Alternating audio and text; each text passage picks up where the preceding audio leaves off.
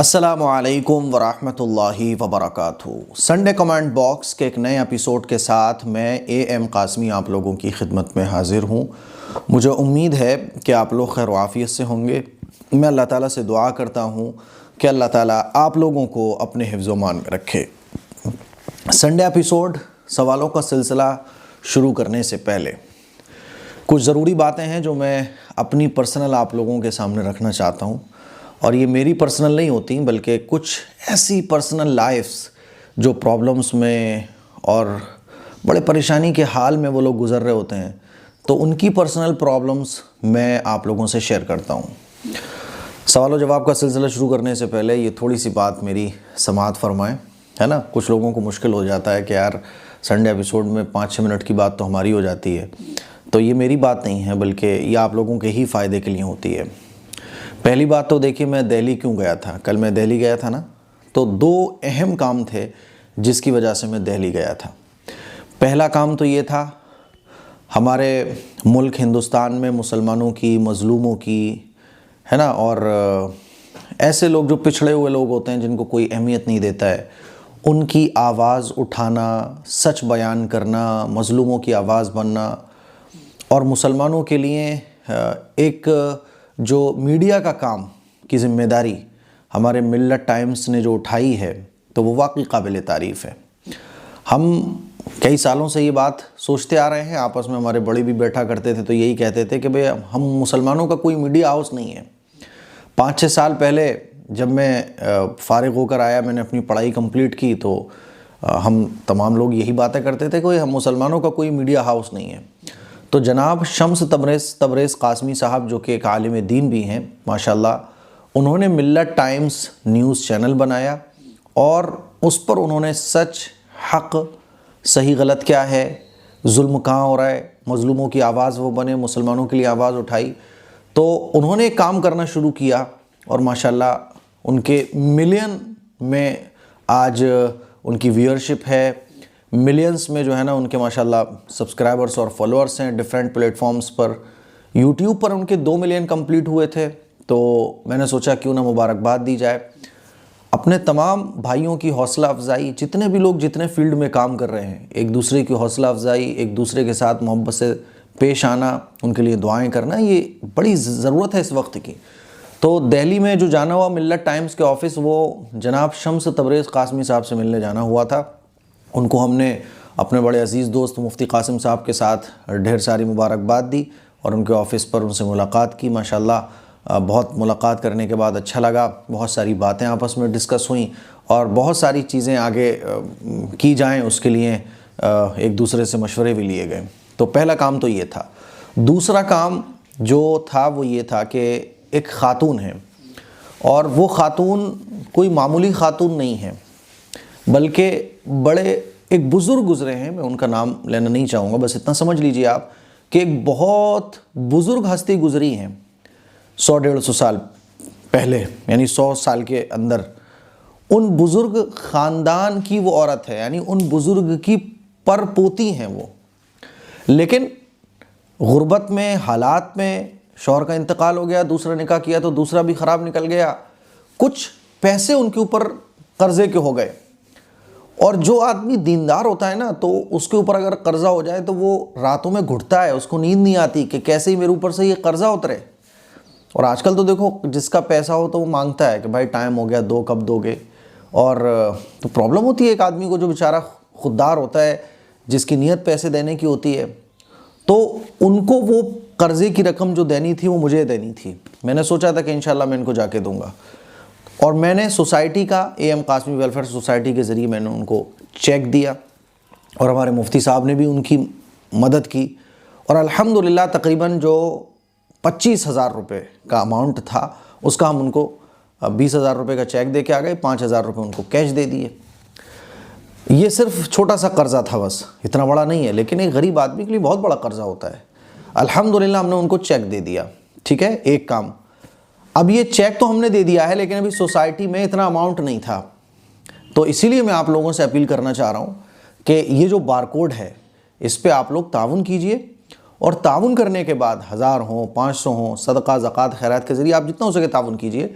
और ताउन करने के बाद स्क्रीनशॉट मेरे पास 7417810799 पर भेज दीजिए, ताकि सोसाइटी के अकाउंट में मैं आपको ईमानदारी से बताऊं अभी कुछ भी नहीं है, सब ख़त्म है बिल्कुल। इधर आता है और इधर ख़त्म होता है, आप आएँ तो चेक भी कर सकते हैं, इधर आया और इधर ख़त्म हो गया। तो अब आप लोग ताउन करें ताकि इनका जो 20,000 का अमाउंट है ये पूरा हो जाए। आप बोलोगे 20,000 तो बहुत छोटा है। ये छोटा नहीं है, मेरे लिए छोटा नहीं है। इसलिए छोटा नहीं है क्योंकि इस तरह का एक ज़रूरतमंद मेरे सामने नहीं है, मेरे सामने कई ऐसे ज़रूरतमंद हैं। और सिर्फ ऐसा नहीं होता कि कोई मांगने वाला है और मैं उसको फ़ौरन दे देता हूँ, पूरी उसकी तहकीक करता हूँ, पूरी उसकी जाँच करता हूँ, और जब मुझे लगता है कि हाँ इसके बगैर काम नहीं चल पाएगा तब मैं उसको देता हूँ। तो मुफ्ती कासिम साहब और मैं दोनों गए वहाँ और उन खातून के घर पर गए। वाकई वो बेचारी बड़ी ज़रूरतमंद खातून है और बड़ी सब्र वाली, बड़ी इस्तिकामत वाली, बड़ी अल्लाह वाली, लेकिन बस हालात हैं। अल्लाह के नबी का इरशाद है ना कि जो मुझसे जितना करीब होगा, जो मेरे दीन पर जितना चलने वाला होगा, उस पर मुश्किल हालात उतने ही आ सकते हैं। अल्लाह की मर्ज़ी है, दुनियादारों में इम्तिहान की जगह इम्तिहान है, इम्तिहान चल रहा है हम लोगों का। तो वो हमने दे दिया 20,000, ये जाना है। एक मौलाना साहब हैं, वो भी बेचारे मकरूज़ हैं, तकरीबन 10-11 घंटे ड्यूटी करने के बाद वो 12,000 रुपये कमा पाते हैं। मुश्किल है, कोई काम उन्होंने किया तो उसमें वो कर्ज़े में चले गए, बीमारी आ गई उसमें वो कर्ज़े में चले गए और वो उस सिचुएशन को हैंडल नहीं कर पाए। अब उनके ऊपर कर्ज़ा है, उनके ऊपर जो कर्ज़ा है वो 15,000 रुपये का है। उनका मेरे पास मैसेज आया, रोते हुए उन्होंने अपनी कहानी मेरे सामने रखी और कहा कि सिर्फ मुझे 15,000 रुपये की ज़रूरत है ताकि मेरा कर्ज़ा निपट जाए, और ये जो बीमारियों में कुछ चीज़ों में मेरे ऊपर कर्ज़े हो गए, मैं बहुत कोशिश कर रहा हूँ लेकिन इस कर्ज़े से नहीं निकल पा रहा हूँ। उनको 15,000 की ज़रूरत है। और तीसरा आदमी जिसके पैर दोनों नहीं हैं, हाथ हैं बस, पैर कट गए थे, एक इन्फेक्शन हो गया था उसकी वजह से उसके पैर कट गए थे, उसको गवर्नमेंट की तरफ से रिक्शा मिला, वो बेचारे का चोरी हो गया। अब जब रिक्शा चोरी हो जाता है तो 3 साल तक नहीं मिलेगा आपको। बेचारे को 10 महीने हुए, नया रिक्शा उसका चोरी हो गया। अब 3 साल से पहले गवर्नमेंट से मिलेगा नहीं, 3 साल के बाद ही मिलेगा। वो बेचारा, आप ये समझ लो कि अब हाथों से चलता है, वो हाथों में उसने लकड़ी के गत्ते टुकड़े ले रखे हैं, उसके ज़रिए सहारा लेके वो चलता है। मुझे जब खबर मिली तो मैंने भाई घर पे बुलाया उसको, पूछा उन भाई साहब से, सफ़ेद दाढ़ी है ना, भीख मांगने का किसको शौक़ होता है, लेकिन हालात भीख मांगने पर मजबूर कर देते हैं बाज़ लोगों को। तो मैंने उनको कहा कि मैं आपको रिक्शा दिलाऊंगा और इसी रिक्शे पर कुछ सामान रखवाऊंगा, वो सामान आपको बेचना है, आपको भीख नहीं मांगनी। बड़े खुश होकर गए। आज 7 दिन हो गए, वो चूँकि रिक्शा हमारे फिरोज़ाबाद में नहीं मिल रहा, आगरा से मैंने मंगवाया उसको। 10,000 रुपये का वो रिक्शा है। तो कितना हो गया टोटल? 20 और 15 35 और 10 45। ये 45,000 रुपये का अमाउंट है जो मुझे कल तक चाहिए। समझ रहे हैं बात को? ये कल तक मुझे अमाउंट चाहिए और आप लोगों के बगैर ये पॉसिबल नहीं होता। मैं अगर किसी की मदद करता हूँ आप लोगों के सहारे, आप लोगों के उम्मीदों पर, और अल्हम्दुलिल्लाह वो ज़रूरतें पूरी भी हो जाती हैं। तो इसीलिए इतनी मुझे सारी बातें डिटेल में इसलिए बतानी पड़ी हैं क्योंकि आप लोगों को बताना ज़रूरी है। और ये तमाम जो काम मैंने बताए, आप जब चाहें फिरोज़ाबाद आइए, मुझसे कॉल पे मालूम कर लीजिए कि भाई कहाँ गया था अमाउंट, मैं उसका नंबर भी दूंगा, आप डायरेक्ट पूछिए उससे। समझ रहे हैं? तो आप लोग जितना हो सके इस बारकोड पर ताउन करें और ताउन करने के बाद 7417810799 पर स्क्रीनशॉट भेज दीजिए। ये अमाउंट हमें कल दोपहर तक जमा करना है और वो क्योंकि चेक जाएंगे वो बैंक में, तो कम से कम 20,000 एटलीस्ट तो होना चाहिए ताकि वो चेक विड्रॉ कर सकें। चलिए सवालों का सिलसिला शुरू करते हैं। मिल्लत टाइम्स को हम सब लोग मुबारकबाद देते हैं कि उन्होंने 2 मिलियन कंप्लीट किए हैं। अल्लाह ताला जल्दी से 20 मिलियन भी कंप्लीट करवाए और जिस तरह से वो उम्मत का, कौम का, मज़लूमों का पहलू दुनिया के सामने रखते हैं, जिस तरह से सच को वो पेश कर रहे हैं, वो वाकई काबिल तारीफ़ है और काबिल क़द्र हैं। वो इस उम्मत का इस ज़माने में बड़ा कीमती सरमाया है। जो एक ज़रूरत है उस ज़रूरत को वो फिल कर रहे हैं, उस ज़रूरत को वो पूरा कर रहे हैं। तो ढेर सारी हमारी दुआएं और AM कासमी और तमाम फैमिली जो हमारी है 3.5 मिलियन की, इनकी तरफ से मिल्लत टाइम्स को ढेर सारी मुबारकबाद। चलिए दुआ कीजिए भाई सभी लोगों के लिए, जितने भी उलमा काम कर रहे हैं, जितने भी मदरसे काम कर रहे हैं, सब के लिए दुआ कीजिए। सवालों का सिलसिला अब शुरू करते हैं, ठीक है। पहला सवाल नईम भाई ने पूछा है और इन्होंने कहा है कि नाम नईम फ्रॉम इरादत नगर, शमशाबाद, आगरा से। मैं आपका ओल्ड इज़ गोल्ड सब्सक्राइबर हूँ। मुफ्ती साहब मैं आपका बहुत बड़ा फ़ैन हूँ, मुझे आपसे मिलना है, बिग फ़ैन, लव यू। और आपसे मुझे और मेरे यहाँ घर वालों को बहुत कुछ सीखने को मिला। अल्लाह दीन मिला है, दीन और दुनिया ने। मैं आपको खूब बड़ा भाई और उस्ताद मानता हूँ। बहुत बहुत शुक्रिया मेरे भाई इस मोहब्बत के लिए।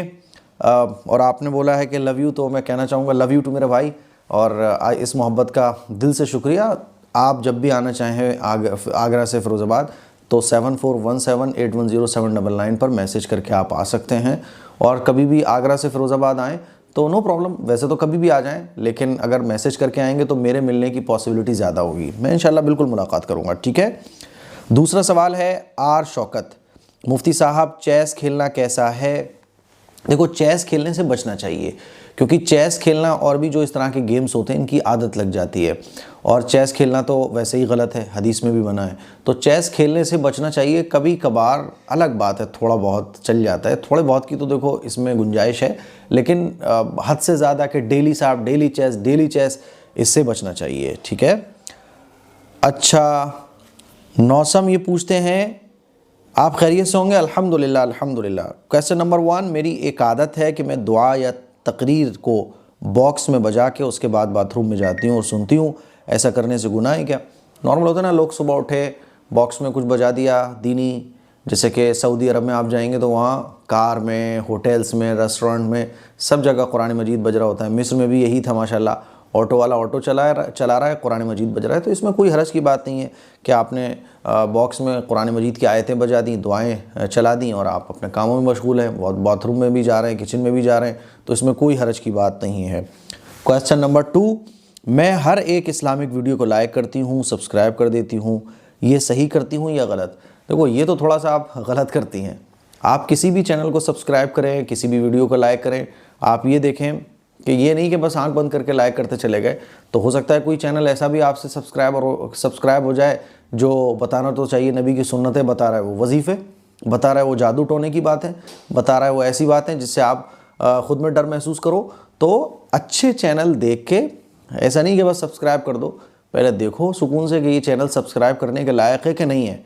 मेरा भी चैनल अगर आपको लग रहा है कि यार ये सब्सक्राइब करने के लायक है तो सब्सक्राइब कीजिए, वरना कोई बात नहीं है। और अब तक अगर आपने चैनल को सब्सक्राइब नहीं किया है तो सब्सक्राइब कर दीजिए भाई, क्योंकि अब लोग जो है ना वीडियो देखने के आदी हो गए। लोग वीडियो देखते हैं, बस चैनल सब्सक्राइब हो रहा है कि नहीं हो रहा है इससे मतलब नहीं है, तो चैनल को सब्सक्राइब कीजिए, ठीक है। नंबर 3, मैं अपने फ़ोटो पे गाना लगा सकती हूँ, सिर्फ खुदा के लिए, उसको कहीं पोस्ट नहीं करना है, ख़ुद के लिए। देखिए, गाना इसलिए गलत थोड़ी ना है कि वो आप देखो या दूसरे को दिखाओ, गाना तो वैसे ही गलत है, क्योंकि गाने में बहुत सारी चीज़ें ऐसी हैं जो इंसान के लिए रूहानी जिस्मानी दोनों तरह से गलत हैं, और आखिरत के एतबार से तो हदीस से बना है। तो गाना ना लगाओ, आप नात लगा लो, इतनी अच्छी अच्छी नातें आती हैं आजकल। ठीक है, नात में भी बाज़ दफ़ा बहुत सारी चीज़ें गड़बड़ ऐड हो जाती हैं, लेकिन फिर भी नात कहीं तक गनीमत है, तो आप अपने फ़ोटो वगैरह में नात लगा लो, कोई हरज की बात नहीं है।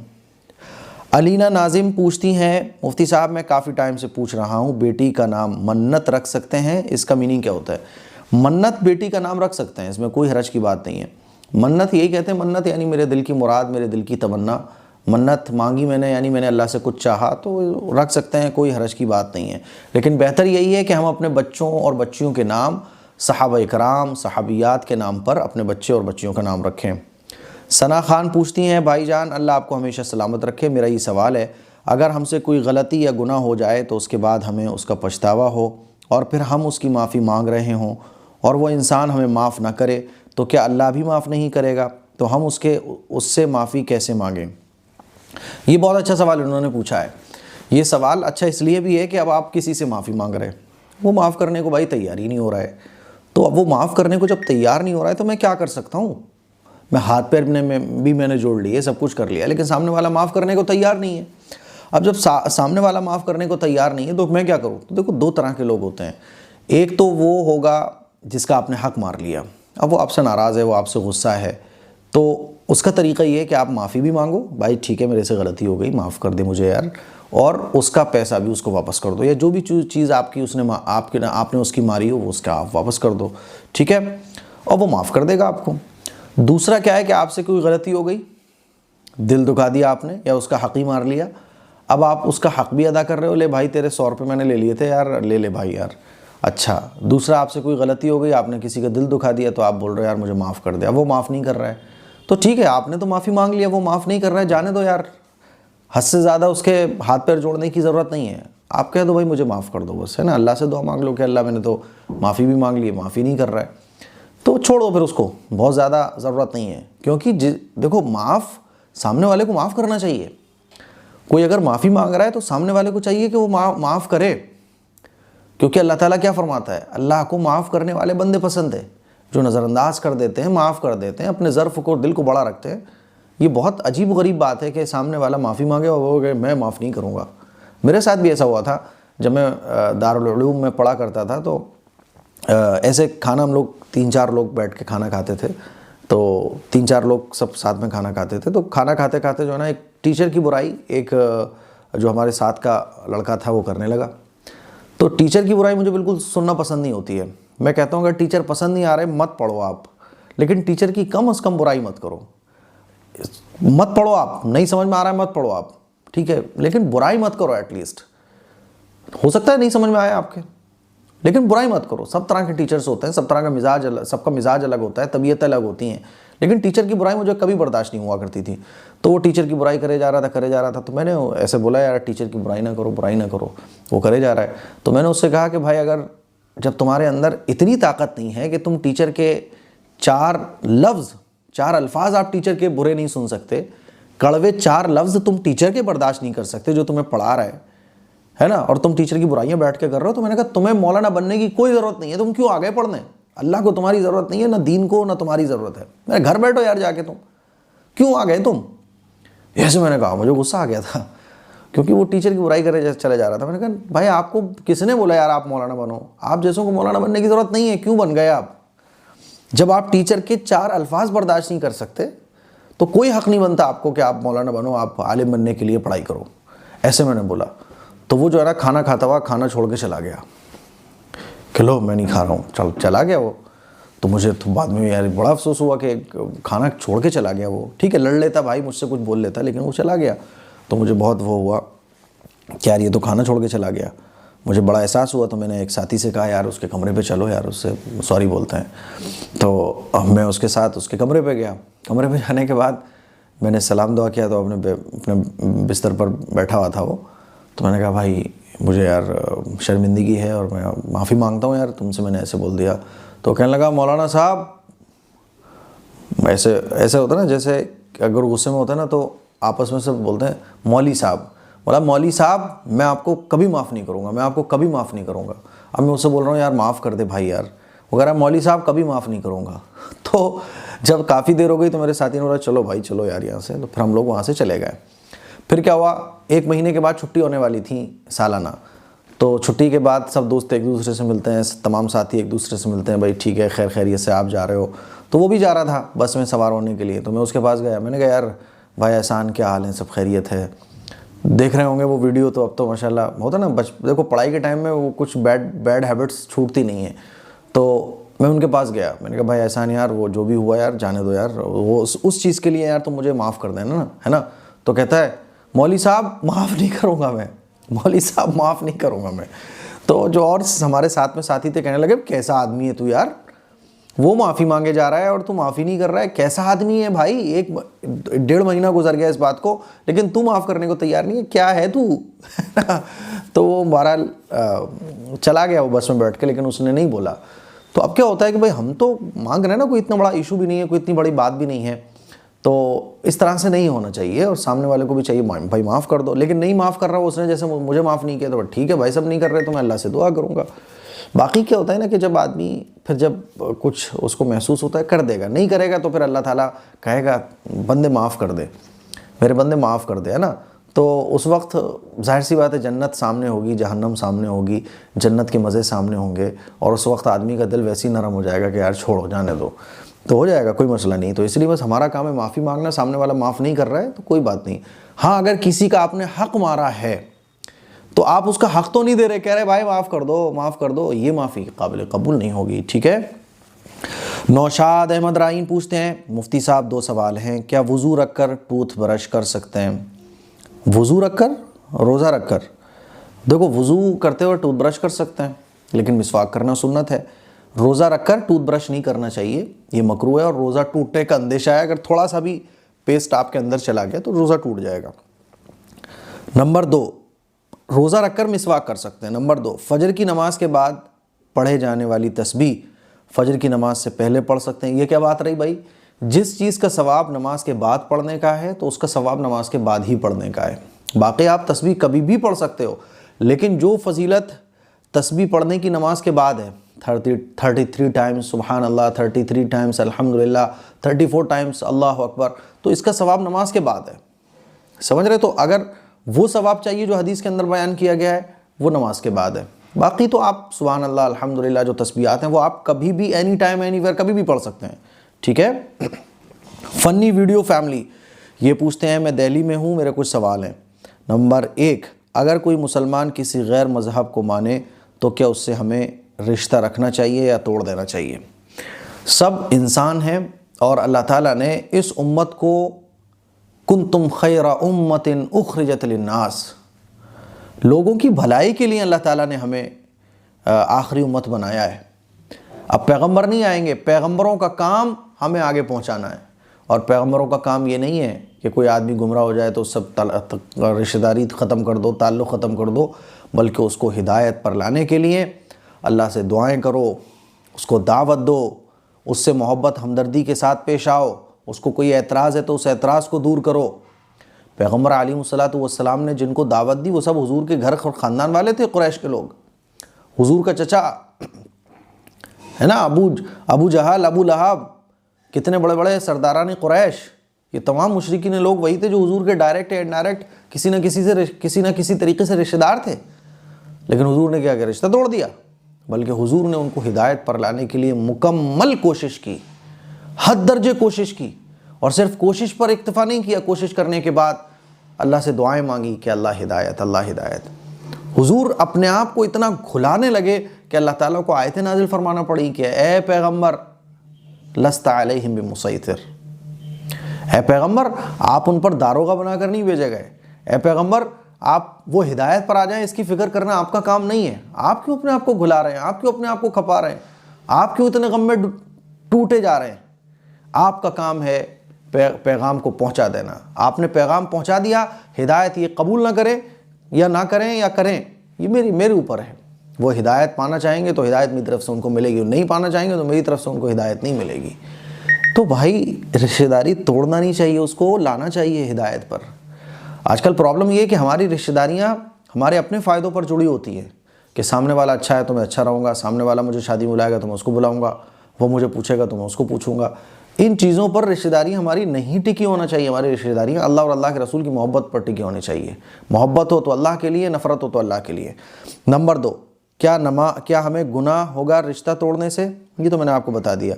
नंबर 3, अगर मुसलमान लड़का का मुसलमानी नहीं हुई तो क्या उससे निकाह करना जायज़ है या नहीं? देखो, मुसलमानी होना, ख़तने कराना, ये सुन्नत है, पैगंबरों की सुन्नत है और इस्लाम के अंदर भी सुन्नत है। इससे बेशुमार फ़ायदे हैं। गूगल करके देखिएगा कितने सारे फ़ायदे हैं और ख़तने ना कराने के कितने सारे नुकसानात हैं। तो सुन्नत के फ़ायदे डेफिनेटली हुआ करते हैं। तो अगर किसी की नहीं हो पाई, कोई बड़ा हो गया, तो अब तो कराने की ज़रूरत नहीं है ना। पॉसिबल हो तो ठीक है, नहीं है तो कोई बात नहीं है, इससे निकाह में कोई फ़र्क नहीं पड़ेगा। नंबर 4, अगर उससे शादी हो चुकी है तो क्या उससे शादी बरकरार रखा या तोड़ दे? भाई शादी बरकरार रखो ना, उस मुसलमानी हुई कि नहीं हुई इससे शादी के ऊपर कोई फ़र्क नहीं पड़ेगा, निकाह अपनी जगह रहेगा। ठीक है, तो मैंने सारे सवालों के जवाबात दे दिए। आदिल मुग़ल पूछते हैं, मेरा नाम मोहम्मद आदिल है, मैं बेहद सहारनपुर से हूँ। मुफ्ती साहब एक मसला बताइए, जब वॉशिंग मशीन में कपड़े धोते हैं उसमें अगर कोई एक कपड़ा नापाक डाल दें तो दूसरे और सारे कपड़े नापाक हो जाते हैं। मुफ्ती साहब ये मसला बता दीजिए। बहुत आसान है, देखो आप 2 तरीक़े हैं, या तो आप पाक कपड़े पहले धो, नापाक कपड़े बाद में धो, अलग अलग धो, मेरे कहने का मतलब। दूसरा ये कि नापाक पाक, क्योंकि नहीं मालूम होता कि भैया पाक कौन से नापाक कौन से, मिक्स करके आपने वॉशिंग मशीन में धो दिए। जब वॉशिंग मशीन में धोएंगे तो होता क्या है कि वॉशिंग मशीन में धोने के बाद आप उनको नल के नीचे खूब अच्छे तरीके से साफ़ पानी से धो दो, पाक हो जाएंगे, कोई मसला नहीं है।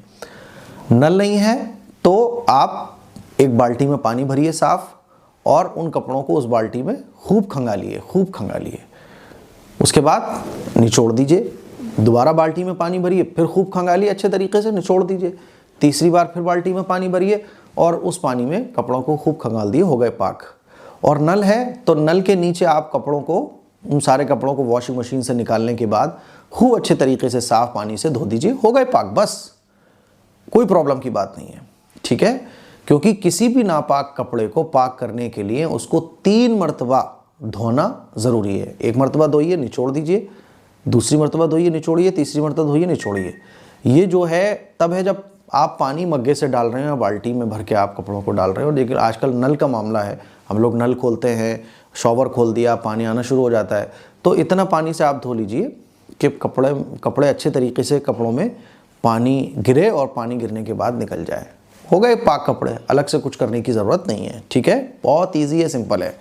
आमिर अंसारी पूछते हैं, मेरे प्यारे भाई मुफ्ती साहब, अरे मेरे प्यारे भाई आमिर अंसारी साहब बताइए, आपसे तीसरी मरतबा फिर ये बात कहती हूँ, मुझे आलिम शौहर की बहुत तलब है, मेरा रिश्ते बहुत आते हैं लेकिन मेरा दिल कहीं नहीं लगता, मैं शादी कर लूँ भाई, मेरे लिए दुआ करें, मुझे आलिम शौहर मिल जाएं या तो मेरा दिल कहीं लग जाए, मैं शादी कर लूँ, मैं बहुत परेशान हूँ, मेरा दिल कहीं नहीं लगता है, प्लीज़ मेरे भाई मेरे लिए दुआ करें। बिल्कुल मेरी बहन, आपके लिए हम दुआ करेंगे, हम सब की मग़फ़रत फ़रमाए, अल्लाह सब मरूमीन की मग़फ़रत फ़रमाए, अल्लाह आपको और बुलंदी पर ले जाए, आमीन, जज़ाकुमुल्लाह व अहसनल जज़ा। देखो एक चीज़ समझ लो आप कि आपका एक क्राइटेरिया है कि साहब आलिम शौहर मिलेगा, ये आपकी तमन्ना है, लेकिन ये दुनिया है, हर तमन्ना पूरी नहीं होगी, कुछ मुमकिन होगा, कुछ नामुमकिन होगा, कुछ मिलेगा, कुछ नहीं मिलेगा, कुछ के मिलने की उम्मीद होगी, इसी उम्मीद पर हम दुनिया से चले जाएंगे। तो आलिम शौहर अगर नहीं मिल रहा है तो वो शौहर देख लीजिए जिसके अंदर आलिम वाली खसलत हो। जैसे हमारे बहुत सारे तबलीगी भाई होते हैं, माशाल्लाह 5 वक्त की नमाज भी पढ़ते हैं, दीन की दावत भी देते हैं, कुरान और हदीस पर अमल भी करते हैं, तो आलिम नहीं मिल रहा है तो वो शौहर आप देखिए जिसके अंदर आलिम वाली खसलतें हो, आलिम वाली आदतें हों, वो भी नहीं मिल रहा है, तो आप देखिए कि गुनाह से बचने वाला हो, ठीक ठाक लोगों कर लीजिए। एक ही चीज़ पर जम जाएंगी आप तो देखो निकाह असल है। हमारी ख्वाहिश ज़रूरी नहीं है कि पूरी हो जाए, अल्लाह पूरी कर दे सुभान अल्लाह, नहीं पूरी करेगा तो सब्र करेंगे। तो अगर आलिम शौहर नहीं मिल रहा है तो लेट इट बी, सिर्फ आलिम शौहर पर ही टिक कर रह जाना कि मिलेगा तभी करूँगी, दिल नहीं भर रहा है, दिल को संभालिए, दिल को बताइए कि भाई ज़िंदगी में काम चलाना, ज़िंदगी को आप जन्नत बनाना चाहो, इम्पॉसिबल नहीं बनेगी, ये दुनिया दारुल इम्तिहान है, यहाँ तो बस काम चलाना है, ठीक है। सूखी रोटी से काम चल जाए बहुत अच्छी बात है, यानी जितनी भी अल्लाह ताकत देगा उतना हम कर सकते हैं, जब अल्लाह नेमतें खिलाएगा तो सुभान अल्लाह। तो दुनिया काम चलाने के लिए है, हद से ज़्यादा अपने दुनिया को लग्जरी बनाने के लिए कि शौहर बहुत अच्छा मिल जाए, मेरा घर बहुत लग्जरी हो जाए, इसमें टेंशन में पड़े रहना, ये कोई अक्लमंदी का काम नहीं है। तो ठीक है, नहीं मिल रहा है तो आप क्राइटेरिया चेंज कर दो, आप कि अब जो रिश्ते आ रहे हैं उसमें देखो कि ज़िंदगी मेरी किसके साथ अच्छे से चल सकती है, किसकी फैमिली अच्छी है, कौन सुलझा हुआ मिजाज का है, कौन ऐसा है जो दीन पर मुझे अमल करने से नहीं रोकेगा। तो ऐसे लोग बहुत सारे हैं, तो आप रिश्तों को देखिए, गौर कीजिए, आलिम मिल रहा है तो ठीक है, नहीं मिल रहा है तो कोई बात नहीं, क्राइटेरिया थोड़ा सा चेंज कीजिए, डाउन आइए आप। समझदार लोगों का मिल जाना ये भी ज़रूरी है, दीन पर अमल करने वाले लोग मिल जाएं ये भी बहुत ज़रूरी है। तो आप इन तमाम चीज़ों को देख के थोड़ा सा क्राइटेरिया चेंज कीजिए। निकाह करके ज़िंदगी गुजारनी है, अच्छा शौहर होगा उसको आलिम बना देना, क्या बात है, आलिम इल्म रखने वाला, तो आप उसको इल्म सिखा देना, क्या हर्ज की बात है इसमें। तो आलिम नहीं मिल रहा है तो कोई बात नहीं, शादी करने की आगे सोचिए आप। मोहम्मद शाहरुख पाशा, मुफ्ती साहब ख्वाबों की ताबीर के सिलसिले में एक सवाल अर्ज़ करता हूँ, आप इसके मायने क्या होंगे ज़रूर बताइए। मैं ख्वाब में देखता हूँ कि किसी रास्ते से जाते हुए मुझे शादी का कार्ड गिरा हुआ नज़र आया जिस पर आयतें थी, मैंने उठा कर रख ली, 2 बार ऐसे ख्वाब आया मुझे। वैसे भी मेरी कोशिश हमेशा रहती है, ये नोट में लिख रही हैं, कि कहीं कोई भी आयत सड़क पर गिरी हुई हो तो फ़ौरन उठा कर रख लेता हूँ। ख्वाब में भी इसका नज़र आना क्या है? ये देखिए, आपकी दीन से मोहब्बत, दीनी चीज़ों का एहतराम तो इसकी अलामत है। फिर वो शादी का कार्ड नज़र आया है तो शादी का दिखना ये खुशी की अलामत है। अल्लाह ताला आपको खुशियाँ अता फ़रमाएगा, और यहाँ नहीं देगा तो आखिरत में देगा। बहरहाल खुशियाँ आपको मिलेंगी इंशाअल्लाह, ठीक है। हिना परवीन पूछती हैं, मेरा एक सवाल है मुफ्ती साहब, ये जो पूछा जाता है कि संविधान पहले या इस्लाम, इसका क्या जवाब होगा, मैं आपसे जानना चाहती हूँ। हाँ, इस तरह से हमारे मुल्क में बहुत पूछा जाता है कि संविधान पहले है या इस्लाम पहले है, तो ये पहले का सवाल ही गलत है। लेकिन अब पूछने वाला तो पूछेगा, भाई सारी कायनात अल्लाह की बनाई हुई है। अल्लाह ने तो एक ही मुल्क बनाया था, पूरी दुनिया, बस पूरी दुनिया एक मुल्क थी। ये मुल्क इंसानों ने डिवाइड कर लिए, है ना, तो तौर तरीके इंसानों ने बना लिए। तो ये सवाल ही गलत है, बेसिकली ये सवाल पूछना ही गलत है। लेकिन अब वो सामने वाला तो नहीं समझेगा, वो तो आप पे एतराज़ के लिए आपसे पूछ रहा है। तो बहुत सारे जवाबात लोगों ने दिए। मुझे सबसे अच्छा जवाब ये लगता है कि ये आपकी दो आँखें हैं। मुझे बताओ इन दो आँखों में आपको कौन सी आँख ज़्यादा पसंद है। मुझे बेसिकली ये समझाने में बहुत आसानी हो जाती है। देखो आप ये समझाओ कि ये सही है गलत, बहुत मुश्किल है, क्योंकि सामने वाला आपसे जो ये सवाल करता है कि संविधान पहले है या इस्लाम, तो वो सवाल आपसे नॉलेज हासिल करने के लिए नहीं पूछ रहा है। वो सवाल वो आपको नीचा दिखाने के लिए, आपको फंसाने के लिए और मीडिया के ज़रिए आपको मलामत करने के लिए सवाल पूछ रहा है। तो इस सवाल का बेस्ट आंसर है कि ये दो आँखें हैं, इन दो आँखों में से कौन सी आपको आँख ज़्यादा पसंद है। इन दो आँखों में से एक आँख फोड़नी है, बताओ कौन सी बचाओगे, कौन सी फोड़वाओगे, बताओ जल्दी बताओ। तो आदमी बोलेगा भाई दोनों आँखें पसंद हैं, दोनों आँखें मुझे अपनी जान से ज़्यादा पसंद है, मैं एक भी नहीं फोड़वाऊंगा। भाई करोड़ों रुपए दोगे तुम तब भी मैं इसके साथ सौदा नहीं करूँगा। तो बस यही है कि हमें हमारा मुल्क और हमारा इस्लाम दोनों चीज़ें, और एक ही वक्त में दो चीज़ें बिल्कुल पसंद हो सकती हैं। कोई बोले आपके माँ या बाप, कोई बोले आपके 4 बच्चे हैं, 4 बच्चों में से कौन सा ज़्यादा पसंद है। अरे भाई चारों बच्चों से मुझे मोहब्बत है, ये क्या बात रही आपकी। तो बाज़ सवाल जो है ना बिल्कुल इनवैलिड होते हैं, वो उसके जवाब ऐसे देना चाहिए। तो ये एक बड़ा अच्छा सा सादा सा जवाब है जिसके ज़रिए हम सामने वाले को मुँह तोड़ जवाब दे सकते हैं।